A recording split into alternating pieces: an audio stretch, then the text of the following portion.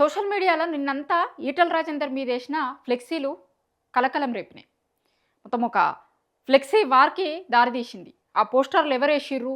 ఈటల రాజేందర్‌ని ఈటల రాజేందర్ మీద ఏమన్నా కుట్ర జరుగుతుందా? ఇట్లాంటి అనుమానాలు వస్తున్నాయి ఇప్పుడు ఈటల వర్గీయులకి. అసలేం జరిగింది? ఏంది పోస్టర్‌లేంది? అన్నింటి గురించి చెప్తా. దానికంటే ముందు ఛానల్‌ని సబ్స్క్రైబ్ చేసుకోర్రి.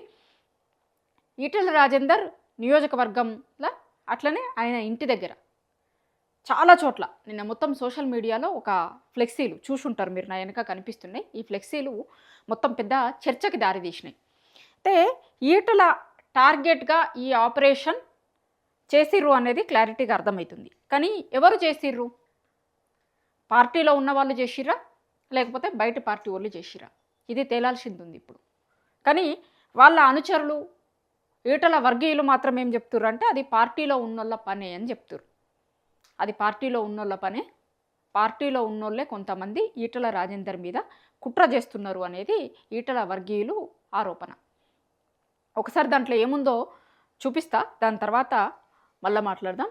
ఈటల పదవే బీజేపీకి శాపం. అంటే ఈడ బీజేపీ ఎదగకపోవడానికి, లేకపోతే బీజేపీ ప్రాపర్గా ఉండకపోవడానికి ఈటల రాజేందర్ ఏడుపే కారణం అనేది వాళ్ళు పెట్టిన ఫ్లెక్సీ ఉద్దేశం. ఈటల ఏడుపే బీజేపీకి శాపం. అంటే ఈటల రాజేందర్ బీజేపీకి ముందు నుంచున్న నాయకుడు ఏం కాదు. అంతకంటే ముందు, ఎన్నికల ముందు బీజేపీ పార్టీలకు పోయిన నాయకుడు. ఇప్పుడు ఈయనే స్టార్టింగ్ నుంచి బీజేపీలో ఉండి బీజేపీ ఎదగకపోవటానికి కారణం ఆయనే అనుకుంటానికి ఏం లేదు. ఎందుకంటే ఆయనే అంతకంటే మొన్న ఆ మధ్యలో బీజేపీలకు పోయిండు. బీజేపీ నుంచి ముందు నుంచి ఉన్న నాయకుడు ఏం కాదు కదా. కాబట్టి ఆయన ఏడుపు ఎట్లా బీజేపీకి శాపం అవుతుంది అనేది ఈటల అనుచరులు అడుగుతున్న ప్రశ్న. అట్లనే ఇంకా చాలా ఇష్యూస్ రాసిరు దాంట్లో. ఆయన ఫోటోతో ప్రాపర్గా ఇగో ఇది నిన్న మొత్తం ఈయన ఇంటి దగ్గర కూడా పెట్టిర్రు అంటారు. కానీ చాలామంది చూసి ఫస్టే తీసేసిర్రు అది అంటారు. ఆయన నియోజకవర్గంలో మొత్తం ఎక్కడ పడితే అక్కడ మొత్తం తీసేయడానికంటే ముందు సోషల్ మీడియాలో తిరిగినాయి విపరీతంగా. రాష్ట్ర అధ్యక్ష పదవి రాలేదని ఏడుపు, సీఎం అభ్యర్థిగా ప్రకటించలేదని ఏడుపు, కేంద్ర మంత్రి పదవి రాలేదని ఏడుపు. అంటే ఈయన వీటన్నింటి కోసమని ఏడుస్తుండట. ఈయన ఏడుస్తున్నాడు కాబట్టి ఇట్లాంటి వాళ్ళ ఏడుపే బీజేపీకి శాపం అవుతుంది అనేది ఈ ఫ్లెక్సీ వేసిన వాళ్ళ ఉద్దేశం. అది ఎవరేసిర్రు అనేది ఇప్పుడు తేలాల్సింది ఉంది. 2 చోట్ల ఎమ్మెల్యేగా పోటీ చేసే అవకాశం ఇచ్చింది బీజేపీ. ఓడిపోయినా మల్కాజ్గిరి ఎంపీ టికెట్ ఇచ్చింది బీజేపీ. మోడీ గారి నాయకత్వంలో గెలిచాక కూడా నా ఇమేజ్తో గెలిచాను అనడం ఏ రాజకీయ నైతికత? బీజేపీ ఎన్ని అవకాశాలు ఇచ్చింది, అయినా ఈటల రాజేందర్ ఇట్లా మాట్లాడుతుండు అనేది దాంట్లో రాసిర్రు. తర్వాత ఇగో ఇది ఇంపార్టెంట్. బీసీ నాయకులు ఎదుగుతుంటే అసహనం ఎందుకు? మరి ఆ బీసీ నాయకులు ఎవరు అనేది తేలవాల్సే ఉంది ఇప్పుడు దీంట్లో లాస్ట్లో ఒక పాయింట్ రాసిర్రు కదా వీళ్ళు. బీసీ నాయకులు ఎదుగుతుంటే అసహనం ఎందుకు? ఏ బీసీ నాయకులు ఎదుగుతుంటే ఈటల రాజేందర్కి అసహనం వస్తుంది అనేది తెలవాల్సి ఉంది. ఇప్పటికే బీజేపీలో ఒక చర్చ ఏం జరుగుతుంది అంటే ఈయన వర్సెస్ ఇంకొక అయినది చాలా రోజుల నుంచి ఉంది చర్చ. ఈటల వర్సెస్ బండి సంజయ్ అని. ఈటల వర్సెస్ బండి సంజయ్ పంచాయతీ చాలా రోజుల నుంచి నడుస్తుంది. గతంలో ఇద్దరు ఓపెన్గానే చాలా ఇష్యూస్ మీద ఓపెన్గానే బహిరంగంగానే మాట్లాడారు. మామూలుగా బీజేపీ పార్టీలో కొంత బయటకు వచ్చి పార్టీ లైన్ దాటి మాట్లాడరు అనేది ఉంటుంది అనేది అనుకుంటారు చాలామంది. బీజేపీలో ఉన్నటువంటి వాళ్ళు బయట నుంచి పాలిటిక్స్ అబ్జర్వ్ చేస్తున్నారు. కానీ ఈ మధ్య అట్లేం కనిపిస్తలేదు. అన్నీ ఓపెన్గా బయటకు వచ్చి చాలామంది మాట్లాడుతారు. దీని మీద ఆల్రెడీ బీజేపీ రాష్ట్ర అధ్యక్షుడు కూడా మాట్లాడిరు.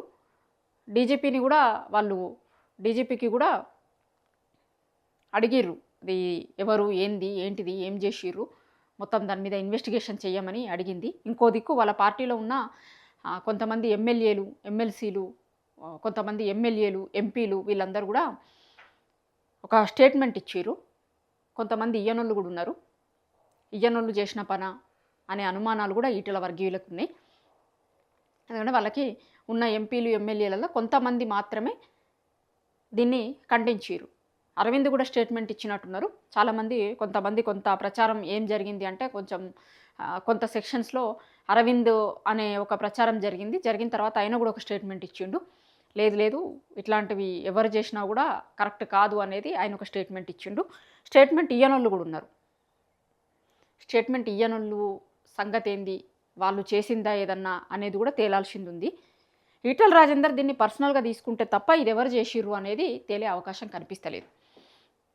ఇప్పుడు ప్రతిసారి కూడా ఇప్పుడు మనం ఏం చూస్తున్నాం, బండి సంజయ్ ఇష్యూని చూసినాం కదా మొన్న రాక. వాళ్ళ కొడుకు పోక్సో కేసులు అరెస్ట్ అయ్యి జైల్లో ఉన్నాడు కాబట్టి ఆయన మంత్రి పదవి పోతుంది. ఆ మంత్రి పదవి తీసేస్తే కనుక బీసీ ఈక్వేషన్లో ఈటల రాజేందర్కి కేంద్ర మంత్రి పదవి వస్తుంది అనేది చాలా రోజుల నుంచి జరుగుతున్న చర్చ. అయితే ఈ ఫ్లెక్సీలు ఇప్పుడే ఎందుకు వచ్చినాయి, ఈ పోస్టర్లు ఇప్పుడే ఎందుకు వచ్చినాయి అనేది కూడా ఒకసారి ఆలోచించుకోవాలి. ఆ టైం కూడా ఇంపార్టెంట్ అవుతుంది. పాలిటిక్స్లో టైమే చాలా కీలకంగా ఉంటుంది. గతంలో ఈయన రాష్ట్ర అధ్యక్షుడు అవుతాడట అనే వార్తలు వచ్చినప్పుడు ఈయన మీద వరుసగా కొన్ని కథనాలు వచ్చినాయి. బాగా గుర్తు చేసుకోరు మీరు. గతంలో రాష్ట్ర అధ్యక్షుడు బీసీని చేయబోతున్నారు, ఈటల రాజేందర్ రాష్ట్ర అధ్యక్షుడు అవుతున్నాడు అనగానే చాలా వార్తలు వచ్చినాయి. అందరికీ గుర్తుండి ఉండాలి అప్పుడు.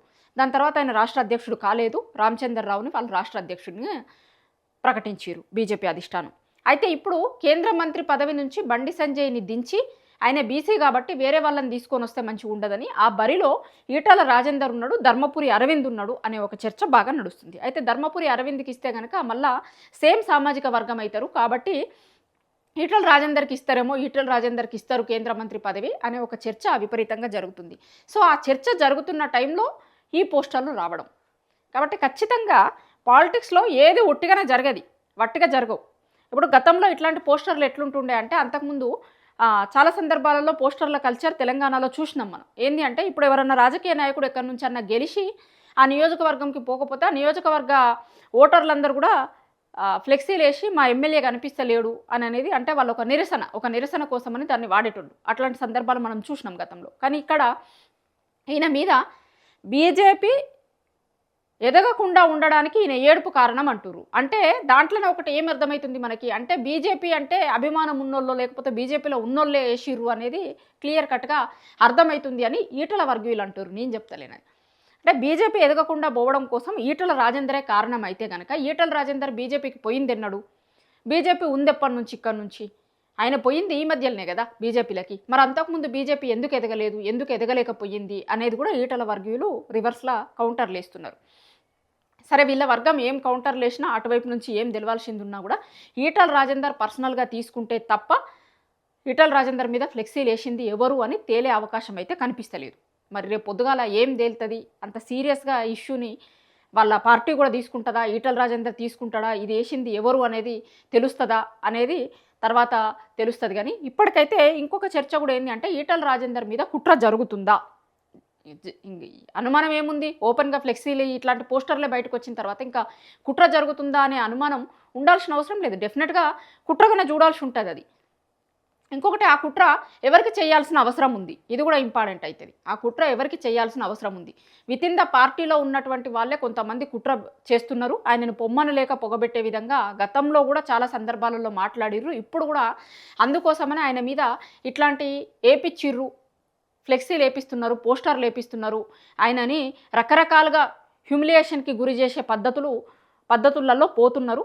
ఆయనని పంపించేటువంటి ప్రయత్నాల్లో భాగంగానే ఇదంతా చేస్తున్నారు. ఆయన క్యారెక్టర్ మీద మాట్లాడడం కావచ్చు, గతంలో ఆయన ఇప్పుడు ఆయన ఏడుపు వల్లే బీజేపీ ఎదుగుతలేదు అనే పోస్టర్ లేసుడు కావచ్చు, ఇదంతా ఆయనని పొగబెట్టేటువంటి ప్రయత్నం, పంపించేటువంటి ప్రయత్నంలో భాగంగానే చేస్తుర్రు అని ఒక చర్చ జరుగుతుంది. అయితే నిజంగా ఇక్కడున్న నాయకులు పొగబెట్టితే వాళ్ళు పంపించాలనే ప్రయత్నం చేస్తే పంపించగలుగుతారా? వాళ్ళ కేంద్రం, వాళ్ళ నాయకత్వం, వాళ్ళ హైకమాండ్ ఆలోచిస్తుంది కదా ఒకసారి. ఇప్పుడు ఈ పంచాయతీ అంతా కూడా వాళ్ళ హైకమాండ్కి చేరుంటుంది. సరే ఈ పార్టీలో ఉన్నోళ్ళు కంప్లైంట్ చేసినా చేయకపోయినా ఈటల రాజేందర్ లాంటి వాళ్ళు అయితే చెప్పుకుంటారు కదా హైకమాండ్లో. ఆయనకి కూడా ఎవరో మనుషులు ఉంటారు కదా. ఆయన కూడా ఇప్పుడు 2 ఏళ్ళు అవుతుంది పార్టీలకు పోయి. ఆయన కూడా హైకమాండ్లో ఎవరో నాయకులు తెలిసిన వాళ్ళు ఉంటారు, దగ్గరగా ఉన్నోళ్ళు ఉంటారు. సో వాళ్ళ ద్వారా వాళ్ళు కూడా వాళ్ళ హైకమాండ్కి చేరేసే ప్రయత్నం చేస్తారు కదా. ఇగో ఇట్లా జరుగుతుంది, నా నియోజకవర్గంలో నా ఇంటి దగ్గర కూడా ఫ్లెక్సీలు వేసిర్రు, ఎట్లా జరుగుతుంది, ఏం జరుగుతుంది చూడుర్రి, నా మీద కుట్ర ఎట్లా జరుగుతుంది అని ఈటల రాజేందర్ కూడా చెప్పుకుంటాడు కదా వాళ్ళ హైకమాండ్కి. కాబట్టి ఈ ఫ్లెక్సీలు వేసింది ఎవరు అనేది తేలాలి, ఆ కుట్ర చేస్తుంది ఎవరు అనేది కూడా తేలాల్సిన అవసరం ఉంది. మొత్తం ఇష్యూస్ అన్నింటినీ చూసినప్పుడు డెఫినెట్గా ఆయన మీద కుట్ర జరుగుతుంది అనేటివైతే చాలా క్లారిటీగా అర్థమవుతుంది అనేది ఈటల రాజేందర్ అనుచరులు చెప్తున్నారు. మరి తేల్చాల్సింది వాళ్ళ పార్టీ, వాళ్ళ నాయకులు, వాళ్ళ అధిష్టానం తేల్చాలి. నిజంగా ఇది ఇంటి దొంగల పనా లేకపోతే బయటుള്ള పనా? ఒకవేళ ఇంట్లో పని అయితే ఎందుకు చేస్తున్నారు, దీని వెనకాల ఉద్దేశాలు ఏంది, ఎవరి లాభం కోసం చేస్తున్నారు, దేన్ని ఉద్దేశించి చేస్తున్నారు, ఇవన్నీ కూడా ఇప్పటికీ అంతు చిక్కని ప్రశ్నలు. కానీ ఖచ్చితంగా ఏదో ఒక రోజు తెలవాల్సినటువంటి ప్రశ్నలు, బయటకి రావాల్సినటువంటి ఇష్యూస్ ఇవన్నీ కూడా. ఈటల రాజేందర్ ఇష్యూని ఎట్లా తీసుకుంటారు, వాళ్ళ పార్టీ ఎట్లా తీసుకుంటుంది, వాళ్ళ హైకమాండ్ ఎట్లా తీసుకుంటాడు అనేది చూడాల్సిన అవసరం ఉంది.